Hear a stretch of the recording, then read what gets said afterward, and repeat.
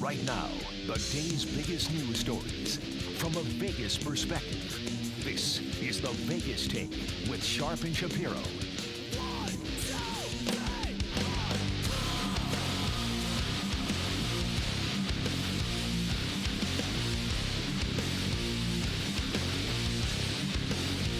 Off we go on a Monday. It is your Vegas Take coming away live, 101.5 FM, 720 AM, KDAW, the talk of Las Vegas. Just a couple of days away from Christmas. Merry Christmas to all of our listeners out there. Happy Hanukkah as well, whatever your denomination. I'm Chris Wynn, in for Brian Shapiro. After a busy weekend, a festive weekend, and a weekend as everyone gets prepped for the holiday season. But the news still rolls on, topics still roll on, and the Vegas Take still rolls on. You can catch us, obviously, as I said, on KDWN. You can also catch us live streaming on the World Wide Web at our YouTube page at the Vegas Take Radio. So always fun to get a chance to jump in here for Brian Shapiro. Your thoughts, your opinions, your takes, always appreciated at 702-257-5396 on the phone lines. But got to get things rolling here as we are on the midst, of course, of Phase 2 in this national saga that is impeachment with President Trump. We have now gotten through the House of Representatives, and it now moves on to the Senate, although there has been some stumbling blocks in that area. So we'll get into that with Michael Avenatti. He's going to join us at the bottom of the hour to talk about the politics of it and what it means from a perspective of both Democrats, Republicans, and independents in the country. Because Nancy Pelosi, the Speaker of the House, has made a tactical move when it comes to releasing the articles of impeachment. So we'll talk with Michael Avenatti about that. Also joining us on the show later on, Jameson Welsh, our NBA insider, as Christmas Day, while it's also a day for presents, it's a day for celebration and spending time with your family, it's also a day for NBA basketball, as there's a complete slate of NBA action that we'll go over with Jameson, also some stories around the NBA of interest as well. A legend has returned to SNL as the storied show saw one of the all-time greats, not just in comedy, but in movies as well as entertainment itself, was back on the show on Saturday. We'll get into that. Also, we'll talk with Alex Valentine, because I know a lot of you Star Wars fans out there are all kinds of fired up, given there is a new installment out there. But joining us here live in studio, JD on the way, is our esteemed producer, Jason Stein, as well as campaign and the guys here in studio.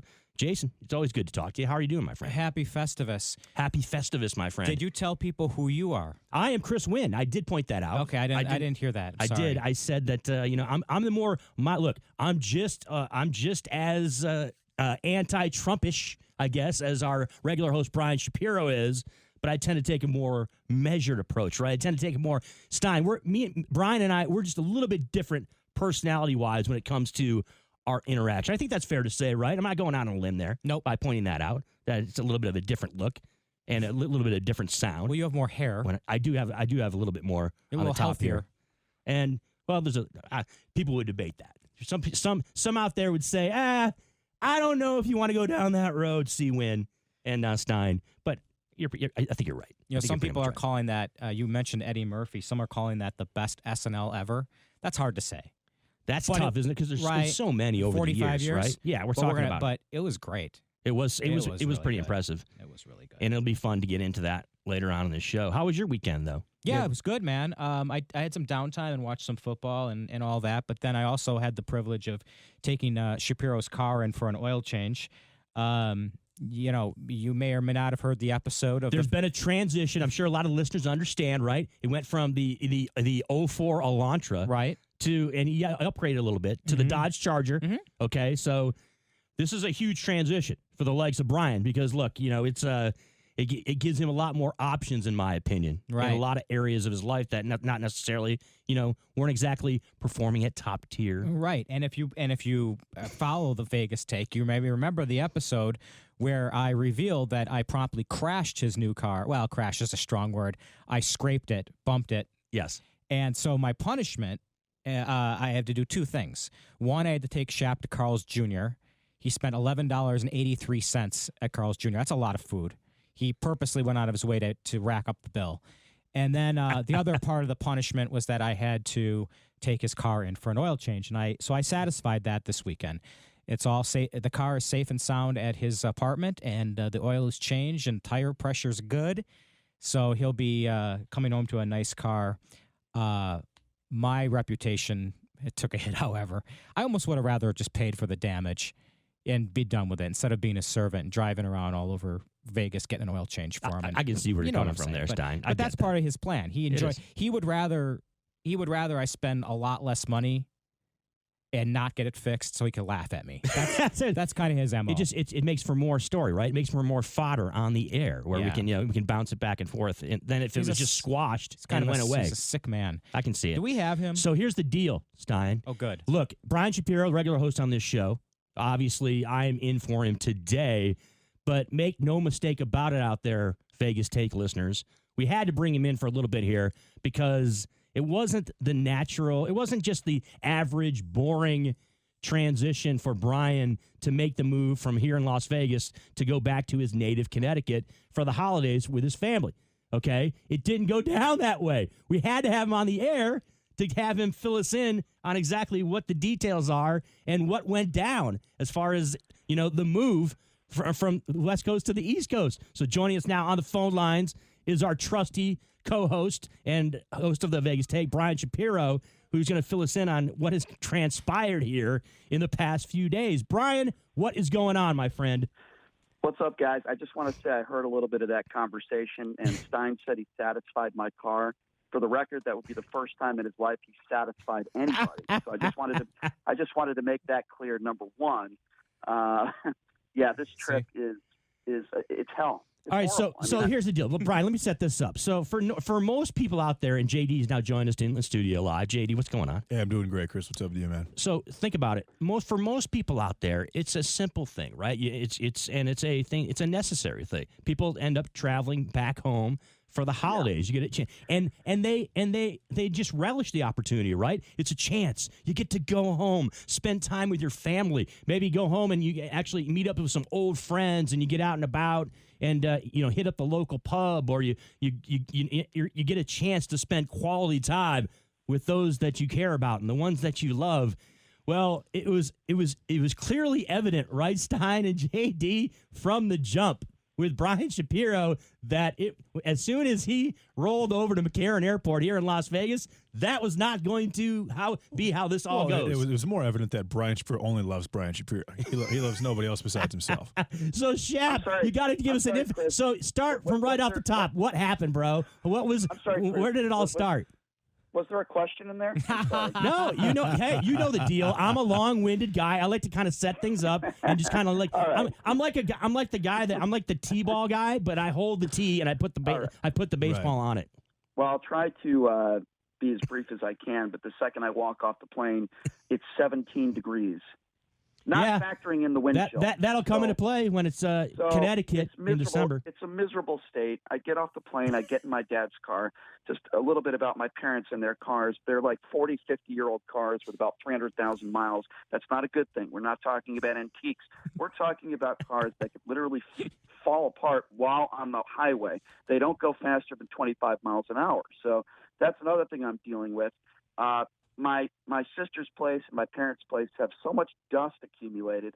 I get horrible allergies. Right now, as I speak to you, my eyes are watery. I'm choking. I'm coughing. It's 15 degrees outside, but it gets worse.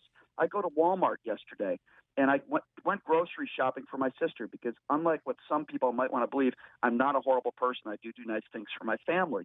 So I went shopping. I got a bunch of things.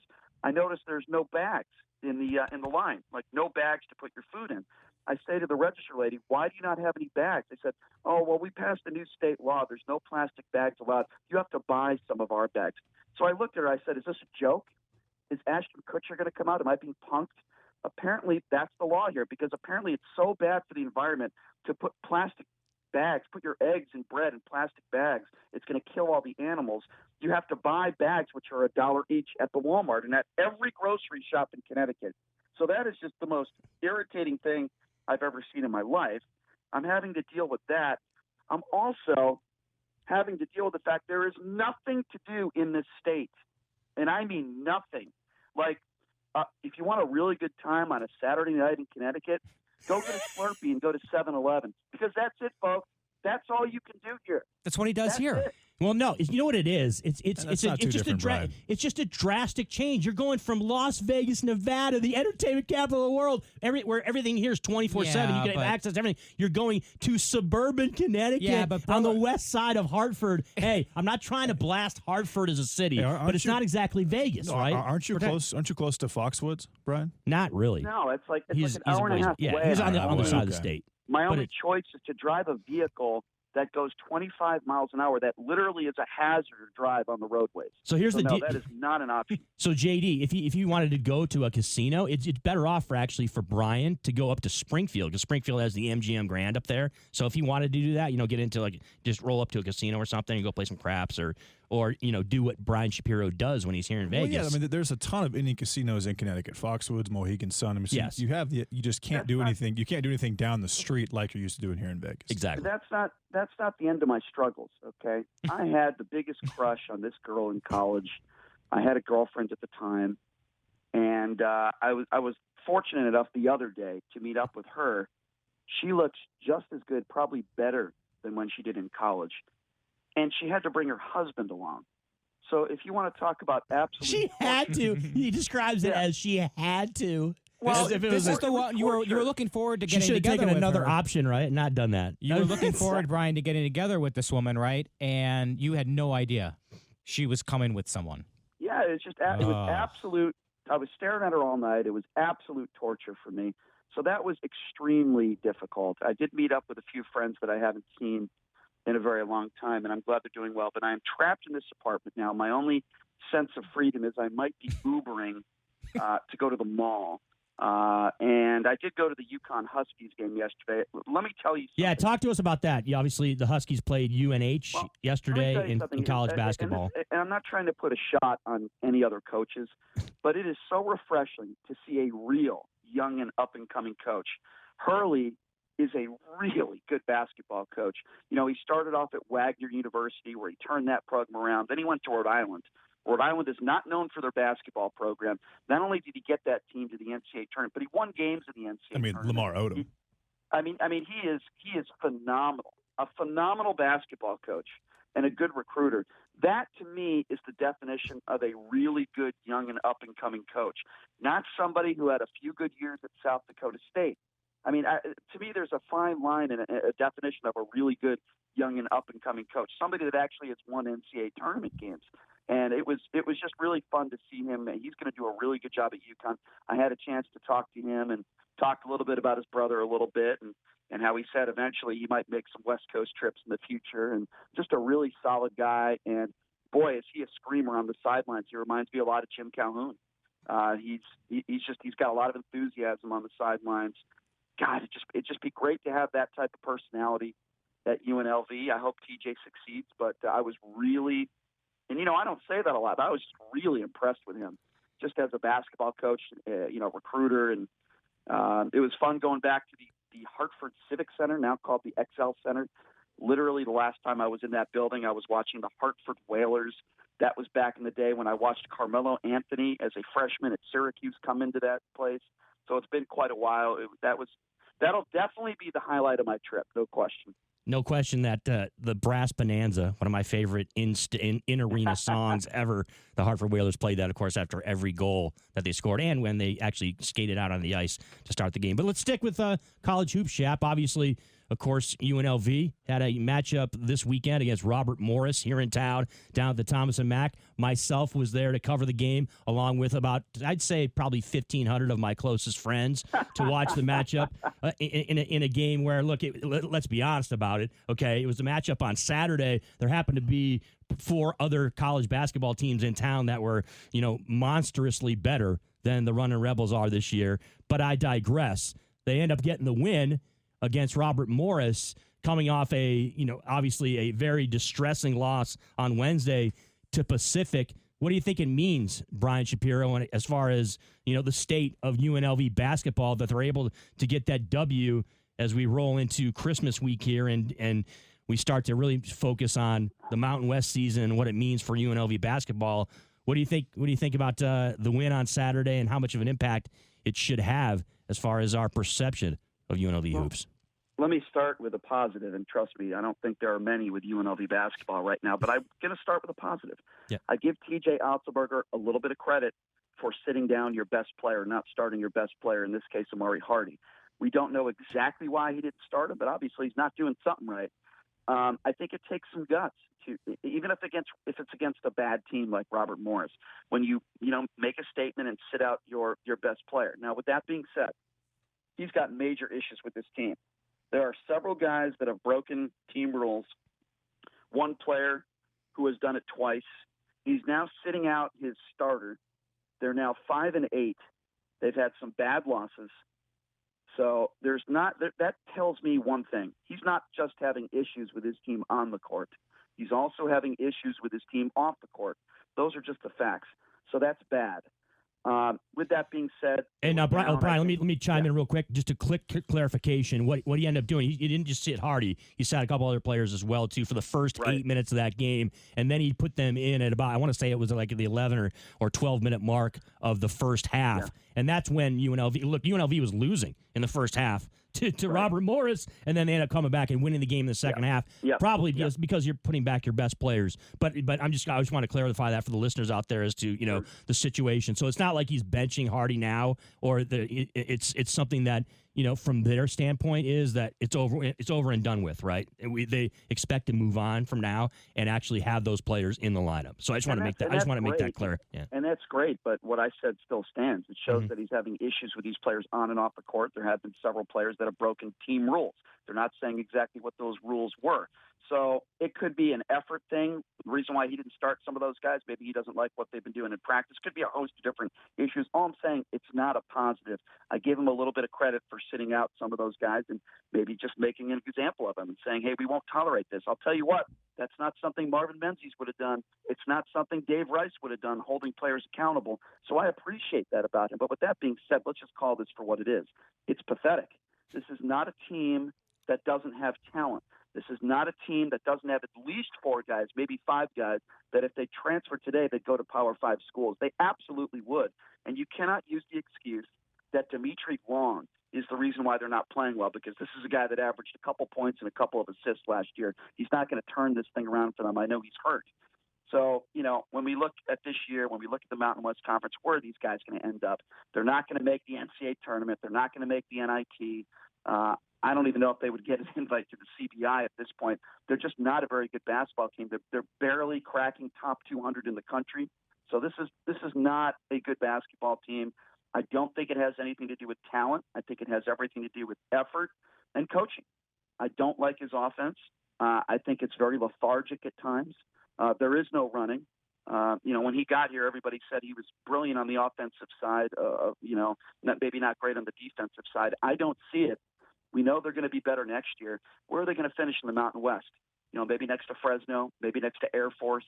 That's unacceptable. That's not UNLV basketball. It should never be acceptable. And this is a guy that is also the highest paid coach in the Mountain West. Steve Alford doing a pretty good job at Nevada right now in year one. He lost all of his players. So you can't make that excuse, year one, let's give him some time. I heard that for 10 years with Dave Rice and Marvin Menzies. This is not rebuilding. They've been rebuilding for 10 years. It's concerning. I think you can look at the first 12 or 13 games of the year. You can look and say, okay, this is what he's doing well. This is what he's not doing well. I think that's more than fair. And nobody can look me in the eye and say, you know what? This team, he might turn it around this year. This team might surprise you. They might finish 3rd or 4th in the Mountain West Conference. I'm telling you right now, there is zero chance that is going to happen. Zero. Yeah, I totally agree, especially with San Diego State being as good as they are. They might be a top 5 team in the country. They're undefeated. They just blasted Utah, who we watched them beat Kentucky a couple days ago. And you mentioned JD, if you recall a few weeks ago, I watched San Diego State over the Orleans Arena, and I said on the air, I said, this is a legit top 25 team in the country, and they are better than Utah State. Yeah, and I agree with that. But I watched them. Actually, I bet Nevada against St. Mary's a couple days ago, and UNLV is going to lose to Nevada by 15 plus again. Nevada's very, very good this year. But, UNLV did cover against Robert Morris, and that's the most important thing because great teams cover. Can you imagine that did you ever think, Chris, 8, 9, 10 years ago, that Pacific would come into town and the spread would be 4, and they would lose to Pacific at home in front of about 800 people, that Robert Morris would come to town, a horrific Northeast Conference team, and they would be losing at halftime and the spread would be single digits. I didn't think that day would happen. I happen to agree with you. And look, I have a lot of sentiment. I agree with a lot of your sentiment, Brian, but I'm telling you, as someone who was there in the post-game press conference, there was a lot of focus on positivity. There was a lot of glass half full people that, obviously, with the performance of Marvin Coleman having a career high 16, and then you had TJ in the post-game press conference talking about how, look, my intentions are to get this program back to the top of the Mountain West. You know what I'm saying? You've watched a lot of basketball, Chris. Yeah. Is Marvin Coleman a D1 athlete, in your opinion? I think that he gives me the impression. What does he do well? I think he gives me the impression that he's a walk-on guy. Like he is, he is that type of talent where, he's the guy that's going to be on the end of your bench. So to answer your question, as far as a D1 athlete, I guess, but I'm not talking.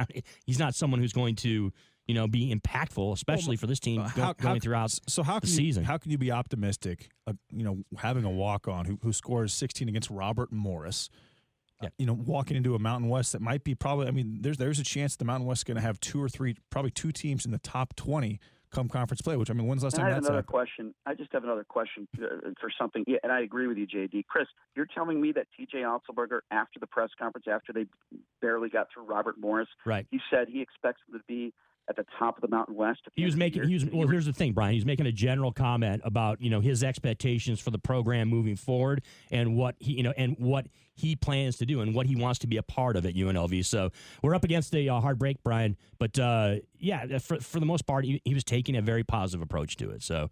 Well, I guess the coach needs to stay positive, but there's really not a lot positive when you're 5-8 going into conference play and you got about 600 people showing up to basketball. I'm not saying that's all his fault, but what can we say that is so positive about UNLV basketball right now? Seriously, we're not affiliated with the team. We just cover the team. What can you say that is positive surrounding the UNLV basketball program right now? I can't think of one thing. That's Brian Shapiro. He is our regular host here on the Vegas Take. He's over in Connecticut for a couple more days. Hey, make it safe back here and enjoy the rest of your holiday, Brian. We will talk to you soon, my friend. All right? All right.